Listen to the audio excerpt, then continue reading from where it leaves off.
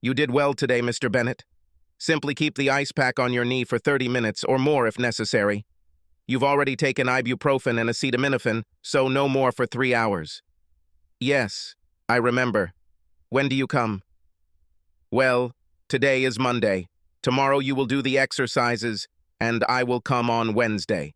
Remember, we open to an earlier schedule on Wednesday. No more of those late morning workouts. I'll be here at 9, and then you have a free day. Sounds good.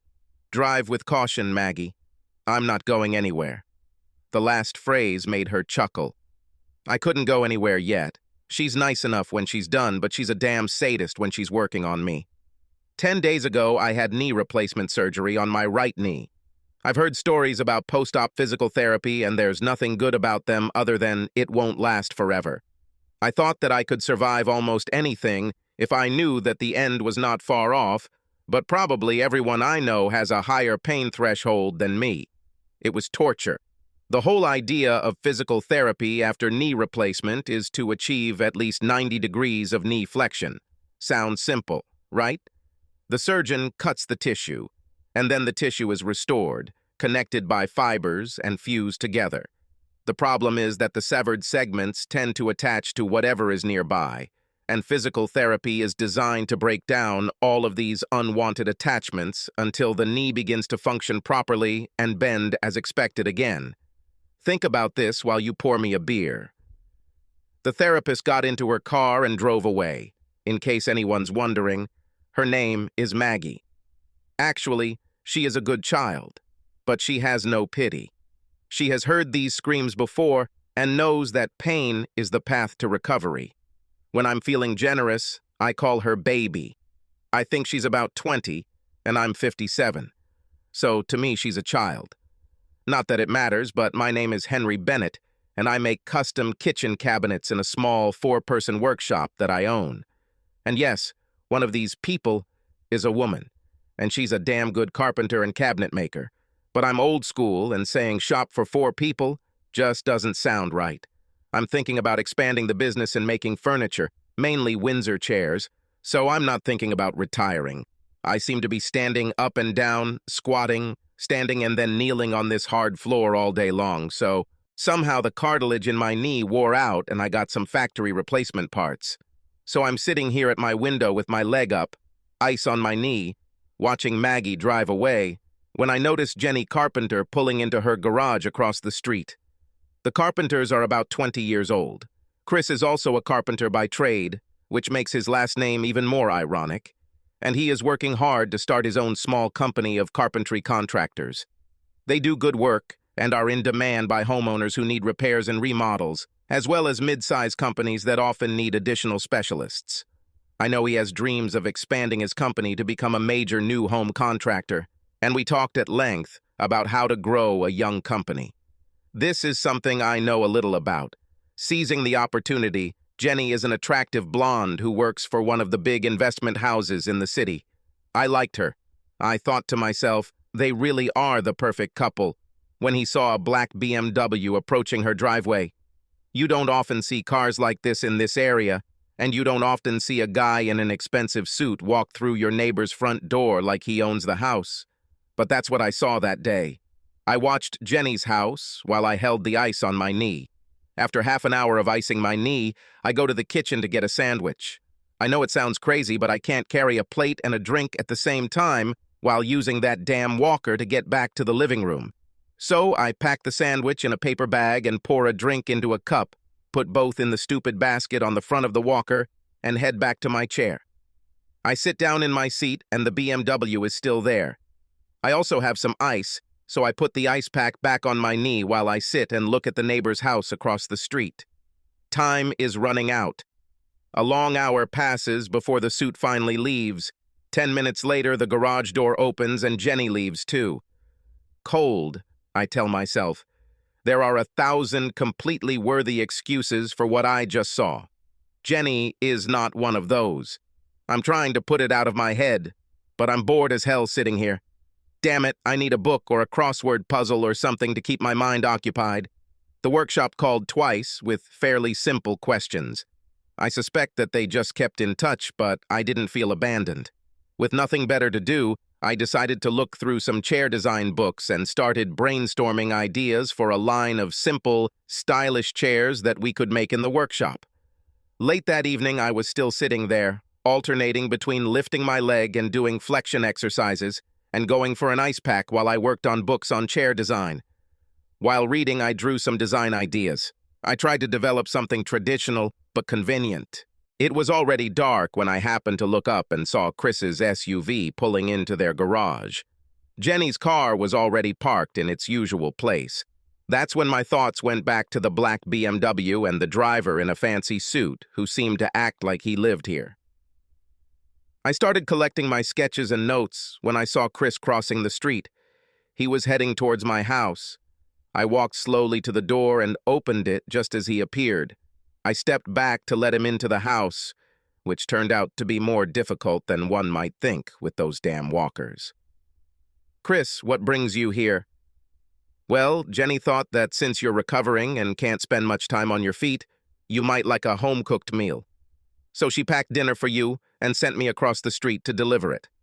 I laughed. "I like your girl." As we slowly walked back to the kitchen, I asked, "And what has your beautiful wife prepared for this tired old man?" "First of all, you are not old." "But tired?"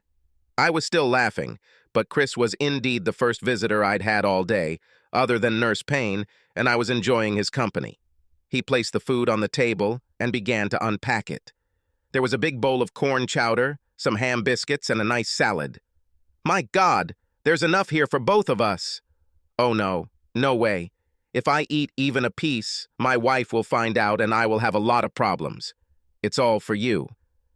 I admit that I was smiling now. "I think there's enough here for dinner and tomorrow's lunch. Please tell your beautiful wife thank you. For me. Now, may I offer you a beer before you make that long, arduous trek home?" Chris smiled. He knew my gratitude was sincere. "No, she will wait for me. I'd better go. I'll try to come by tomorrow evening." "I will be here. I have nowhere to go for the next few weeks." Just as quickly, I walked Chris to the door, shook his hand, and he left. As I watched my friend walk towards his house, I thought about the value of good friends and caring wives. I'm sure I'm wrong about her, I thought. She's not like that. That evening, I enjoyed dinner. I also felt like I was getting somewhere with my drawings and notes, so I spent the evening watching TV and reading, and also consumed another bag of ice. Then, after taking more ibuprofen and acetaminophen, I went to bed. Tuesday passed largely without incident. I made a simple breakfast of yogurt and granola with a glass of orange juice, took some ibuprofen and acetaminophen, and then took the coffee to the chair in the living room. I sipped my coffee for about 20 minutes, letting the pills take effect, and then began the unpleasant task of exercising my new store-bought knee. No pain, no gain. My exercises start with a series of simple movements, such as leg lifts and ankle kicks. I then begin to bend my knee while lying down, and when I'm ready, I use a band to pull my ankle toward me, forcing the knee to bend. I do the reps, and by the time I'm breathing like a long-distance runner, I'm ready to stop and ice my knee. The work is not hard, but it takes a lot of discipline to pull that tape, knowing that it will hurt like a son of a bitch. For the next half hour, I settle for supporting my foot and applying ice. By mid-morning, I'm ready to continue my day and get back to working on the drawings I started yesterday. Sitting by the window, I work and watch the world. Neighbors come and go from their homes. Dan Williams mows his lawn. He retired and turned lawn and yard care into an obsession. I guess that's what happens when you're not fishing or playing golf. Daniels went for a late morning walk, and later Herb Jackson went for a run. A UPS truck delivers some boxes up and down the street, and eventually the mailman delivers the mail. It's funny, but no one seems to see me sitting by the window. I'm working and looking out the window when I see Herb walk up to the Perkins front door and walk inside. Strange. Jim Perkins was away on business this week. I continue to watch and try to work, and it's only an hour later that he comes out the back door, walks down the driveway, and heads to his house. I tell myself that I'm letting my imagination take over, but at the same time I'm starting to think that I might be living in my own Peyton place. Is all this really happening when I go to work every day? And what exactly do I see? There has to be an acceptable explanation, so I try to shrug it off and get back to work. By the time evening comes, I've exercised 3 times, taken pills every 3 hours to keep the pain at bay, as they say, and finished off the last of my Jenny's corn chowder and ham biscuits. Chris is home, and I didn't see Jenny until her usual time, so I'm trying to get rid of the flooding thoughts again. Wednesday morning arrives, and Nurse Payne soon arrives. Before she arrived, I had enough time to make myself a light breakfast to calm those 2 pills in my stomach and drink some coffee as an advance payment for what I had in front of me. She was especially strict with me that day, but claims that my knee is returning to normal and that she expects full mobility. I remind her that I've never been that flexible, but she just ignores me. I offer her a cup of coffee before leaving, but she says, "I tried your coffee. You can use it to leave stains on furniture." I'm trying to say that there was a time when some furniture manufacturers did just that, but she just shakes her head and says, "See you Friday, exercise and apply ice." Nurse. The pain went away, and I sat with an ice pack on my knee and drank the rest of my cold coffee. After this, everything is repeated as on the previous day. Dan is working in his garden that day, the Daniels are taking their morning walk, and I see Herb Jackson visiting Sally Perkins again. I tell you, these are damned Sodom and Gomorrah. It's lunchtime, and I'm getting ready to make a sandwich when I see Jenny Carpenter pull into her garage. I sit down in the chair, and 5 minutes later a black BMW pulls up, and a suit enters through the front door. This time he's there for almost 90 minutes. And the whole time I'm thinking how stupid I'd look if I said something to Chris, and it turned out to be a big mistake. I tell myself I don't know her family. The suit could be her brother or cousin. He might even be Chris's brother. Don't know. The rest of Wednesday passes without incident. Chris didn't show up for a beer on Tuesday, but late Wednesday night I heard a knock on the door. Is the invitation for beer still valid? Certainly. Do me a favor and take 2. I'm waiting for you in the living room. We spent a pleasant hour before Chris had to head home. All this time, I watched him carefully and did not detect a note of discontent or absent-mindedness. If something happens, he is not aware of it. I thought about asking him what he might know about BMWs, or if he had any relatives who owned one, but decided I would never be able to do that. So I abandoned this idea. Thursday was a copy of Tuesday. I divided my time between exercise and knee treatment, then worked on my projects, took pills, and did it all over again. Life became boring and predictable. Meanwhile, Dan learned the fine art of car washing, the Daniels took a walk, and Herb visited Sally Perkins. This old fart has more work this week than I have in 2 years. I suppose I should explain this last point. You see, my wife Peg died 2 years ago. She was my lover and best friend. Her death was caused by being in the wrong place at the wrong time when a distracted city truck driver ran a red light. I was assured that she did not suffer, but I certainly did. I keep a photograph of her on the table next to my chair. Both of our children live their lives as they should, but sometimes it gets lonely. They offered to stay with me while I recovered, but I told them that I would be fine. After all, I have Nurse Payne to take care of me. When I told the kids that I was prepared to be stuck at home for a few weeks, and that I had a few cases of beer to tide me over, my daughter looked at her brother, and the next thing I knew, the refrigerator and freezer were full. But I was just joking. Friday arrived, and Maggie was punctual as always. I was ready for breakfast, pills, and coffee, so she didn't waste any time getting ready and got to work on me. You are progressing quickly, Henry. You must be fanatical about your exercise routine. If I'm progressing so damn fast, damn, it hurts. Why do you keep working on me like a village prison guard? Do you have experience communicating with prison guards? I swear sometimes I don't know whether to laugh or curse at this woman. The last torture session ended, and she returned from the kitchen with an ice pack. I know that the weekend is approaching, but I want you to continue your exercises on both Saturday and Sunday. I took a deep breath and nodded. Then I'll see you on Monday, okay? Fine. There is no enthusiasm in your words, Henry. Are you becoming immune to my charms? Okay. That made me laugh a little, and I gave an answer that I later regretted. Have a good weekend, and I'll buy new locks for the door before Monday. She giggles. Next week, we will start working with the cane and try to get you off the walker. I liked the sound of that. Agreed. This passed for a joke on Nurse Payne, and she left with him. Friday dragged on like every day. Dan was trimming the bushes in front of the house, the Daniels were walking, and Herb visited Sally Perkins. I was thinking about how life had become so terribly predictable when a black BMW pulled into the carpenter's driveway. I must not have noticed Jenny pull into her garage. I wondered if they had a regular schedule, Monday, Wednesday, Friday, and how long did that last? I made myself a sandwich and helped myself to a beer, and then calmly watched as the suit drove away, followed 10 minutes later by Jenny. Then a terrible melancholy fell upon me. I like these two, Jenny and Chris. They are caring and kind. They always seemed loving and attentive to each other. What I saw now seemed so terrible, out of keeping with her character. I searched my imagination for a plausible explanation and admitted that this was all speculation on my part, but it bothered me terribly. I did two things that weekend. I watched to see if the suit would visit them while Chris was home, and I started making plans. He never came, and my plans quickly developed. I was very worried about what I had planned. If you asked me if I was sure that I was doing the right thing, I would answer, I don't know.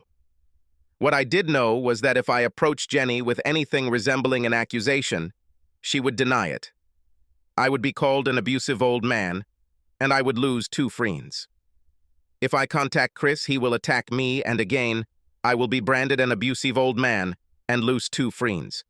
And if I ignore it, it will be difficult for me to look Chris in the eyes and pretend to be his friend, hiding the painful truth from him. The only solution was to help him see for himself and hope I was wrong. Over the weekend, I made a list of my needs if I were to expand the store as planned. By that time, I was already thinking about tables and chairs. I need open space to move large pieces of wood to the machines, as well as 240-volt electricity in several locations. I also need space for workbenches where I can work on manually fitting mortise and tenon joints, and then I need clear space for finishing. Overall, I need to at least double my current space. I sketched out a few ideas, playing with a few concepts until I realized I also needed extra wood storage space because the tables needed large pieces of hardwood and the cabinets used a lot of high-quality plywood with quality veneer for the drawers. It all turned into a lot of work. I went to bed Sunday night with a heavy heart, knowing that the week ahead would most likely be painful for someone, but I also knew that someone could be me. Monday morning arrived, and with it, the arrival of Nurse Payne. I knew what to do, and by then I realized that we were making progress. If torture means I can go back to work, then let it be torture.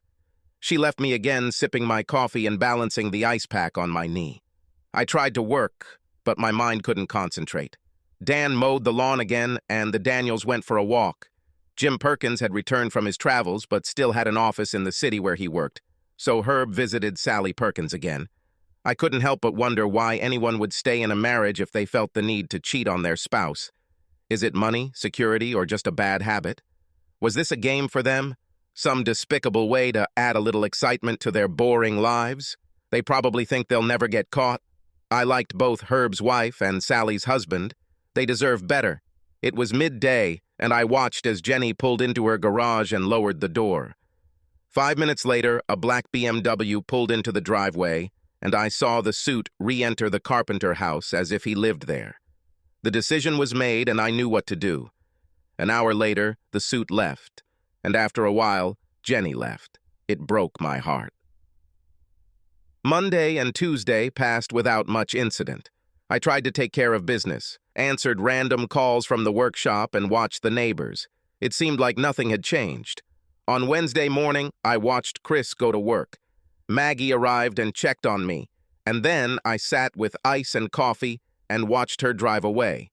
It's time. I picked up my cell phone and called Chris. Chris Carpenter is listening. Chris, this is Henry Bennett.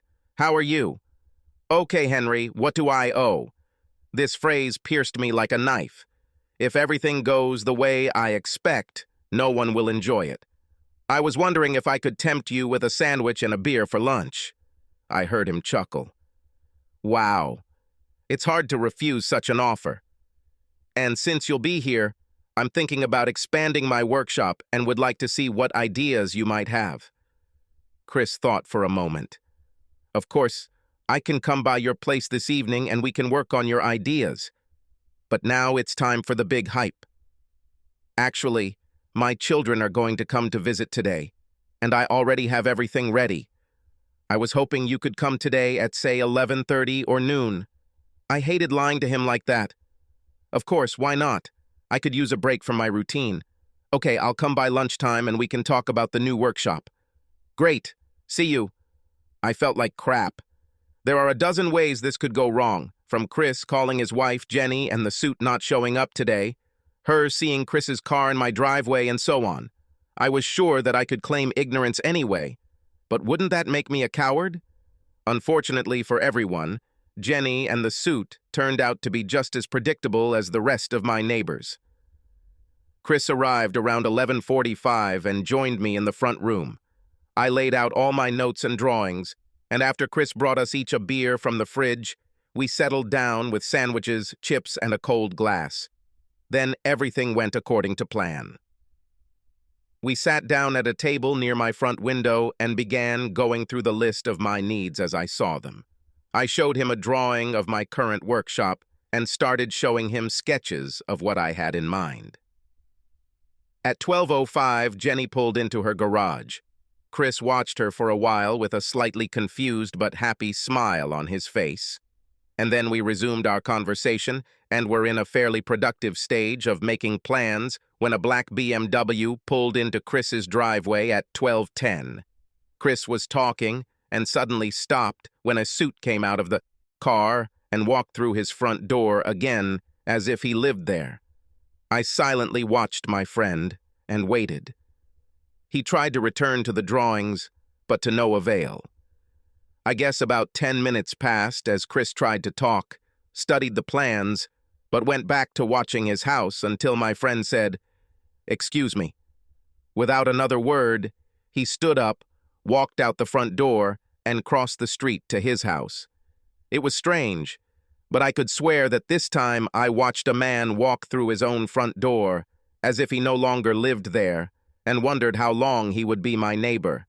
My window was open, and a few moments later I heard a commotion. There were shouts and exclamations, and it seemed like furniture was being thrown. I heard the sound of breaking glass and loud impacts of chairs against the wall. Shortly after, a scantily clad suit ran out the front door, jumped into the car, and sped off. After this, there was silence. Time passed, and just as I was starting to worry that Chris might have hurt his wife, he walked out of his house the same way he entered it and walked back across the street to my house. He just plopped down on my couch with that 1,000 miles look I've heard about and didn't say anything. I decided that my task was to wait until he was ready to speak, and at the right moment he said, "This bitch had sex with him in our bed. Can you believe it? It's Jenny, of all people." I stood up and handed him the rest of the beer and said, "Here, have a drink and I'll get you some refills." He drank it in one gulp. Thinking he needed to talk, I asked, "You saw them?" He just nodded. "Are you sure that all this is by mutual consent?" He spoke as if he were in a daze. I heard her. She was a voluntary participant.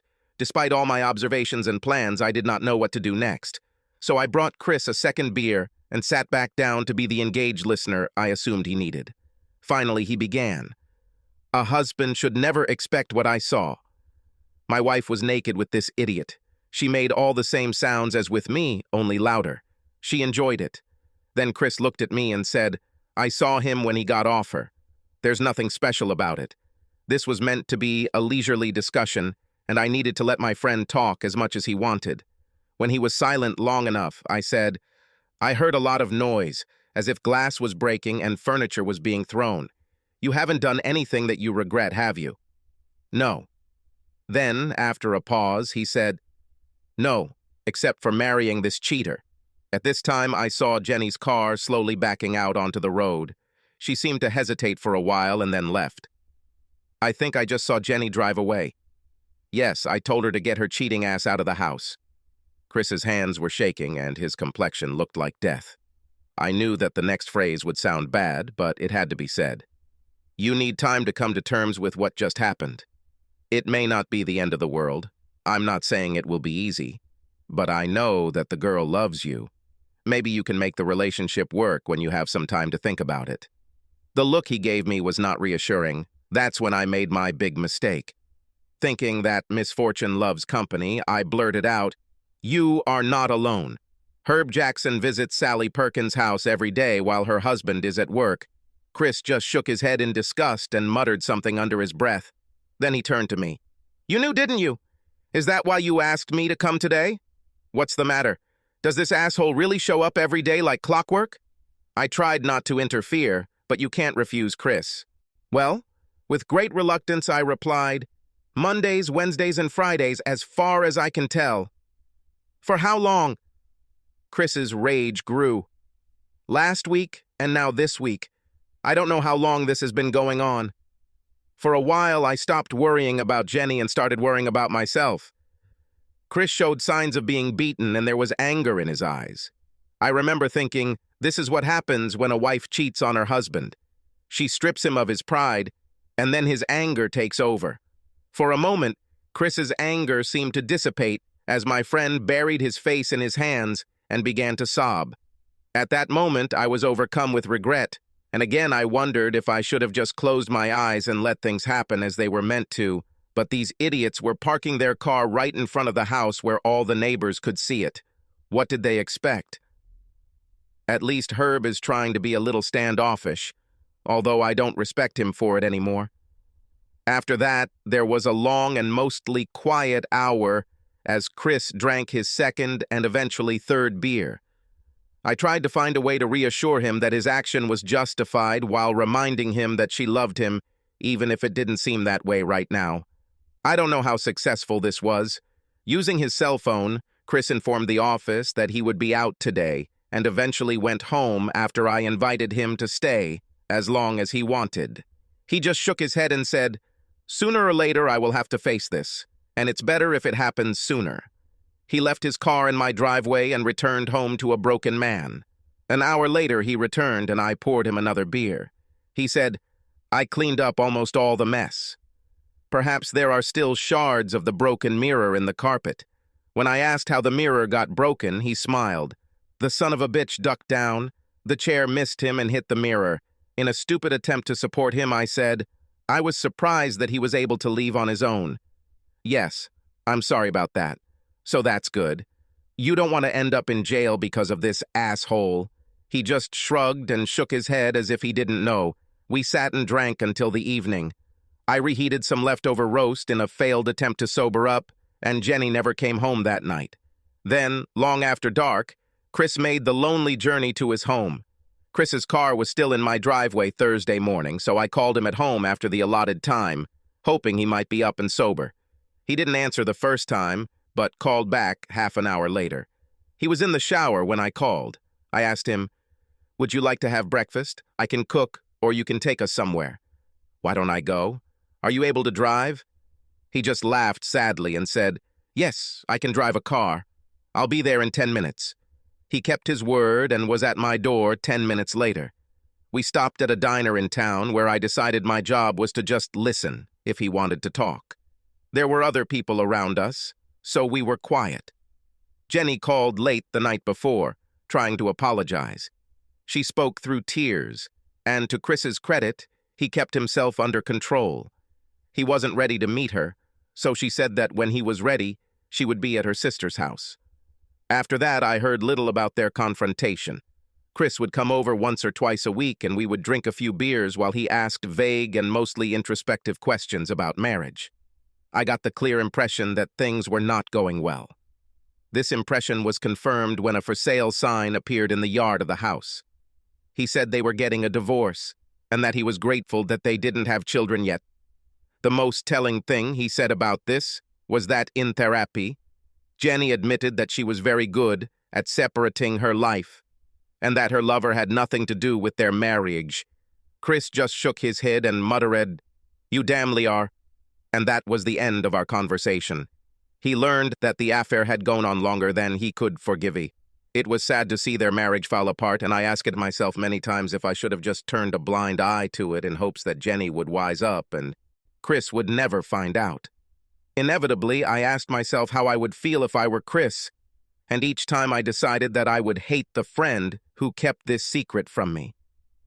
Jenny and Chris divorced and went their separate ways. It was years before Chris confided in another woman, but when he did, it seemed like a good choice. He met a widow his own age with small children, and she knew what loyalty was. Chris always wanted children and took to fatherhood like a duck takes to water. We remained friends, and he built an extension to my workshop. As for me, I never married again. I already told you that my wife died 2 years before the knee surgery. She was everything I ever wanted in a partner, and I miss her to this day. I decided that being alone was my limit, and I no longer tempt fate. However, I have several friends who don't have any complaints against me, can't get pregnant no matter how hard we try, and still like to sleep with a man from time to time. Yes, menopause is our friend. I have a good job, great kids, and company when I want it. Life is good. However, life is not so good for Herbert Jackson alone. It all happened about 2 weeks after Chris discovered his wife with that suit. I was sitting at my window.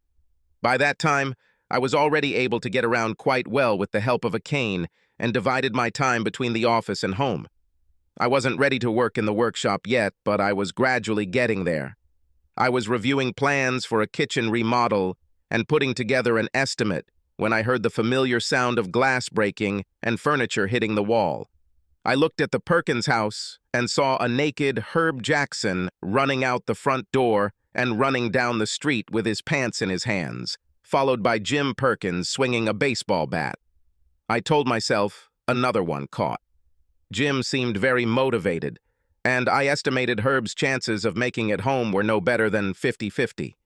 I never found out who tipped off Jim Perkins, but I suspect it might have been a very angry carpenter who lived nearby. A week after that, I finally returned to the workshop, worked late, and thanked Providence that I no longer sat at my window and watched the lives of my neighbors in my own Peyton Place. Subscribe to our channel so that your second chaff doesn't cheat on you, and go ahead and listen to the next story, because this story is nothing compared to the next one. If you're under 18, don't even think about listening to the next one.